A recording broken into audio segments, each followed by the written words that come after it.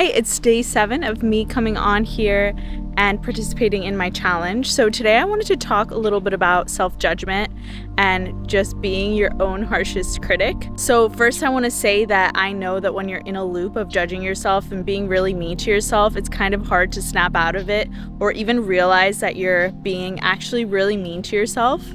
And I'm really grateful for my friend Travis because I was having a conversation with him the other day, and he's actually the one that pointed out that I was being not so nice to myself, just in the way that I was speaking of my achievements and the things that I've done and not really setting them up to be all that they are, really undermining my efforts. And he also said this quote that I had heard before, but it was like a really good reminder. He asked me, when do you think the best time to plant a tree is? Because it takes so much time, right? And it's like 20 years ago is the best time. And then the saying is like, when do you think the second best time is? And the answer is now. So that kind of really, as simple as that is, it helped kind of clear things up for me and made me realize, like, right now, this present moment, I'm allowed to start, and I don't have to just keep being hard on myself for not having started something, for having done things differently.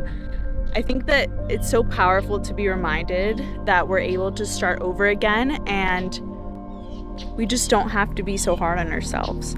Another thing that really helps me out when I'm feeling kind of down about myself is I think about how I would talk to a friend who's in the same situation that I am, and it's never the way that I'm talking to myself about it. So, I think I tend to fall into these kind of patterns of being hard on myself just because naturally I'm ambitious and I want to be successful, but there is a really fine line between, having standards and wanting to meet them and bullying yourself and not being so nice to yourself. The final quote I'll drop here, which I feel like I'm just like dropping a bunch of wisdom quotes, but something that my therapist told me like 2 years ago that I still think about is you can't bully yourself into loving yourself. So basically, you can't be so mean to yourself to get you to a place that you love yourself, which is ultimately where you'll be abundant. When you love yourself and you do all things out of love and out of abundance, that's how, everything will start to flow for you. So that's another good wisdom.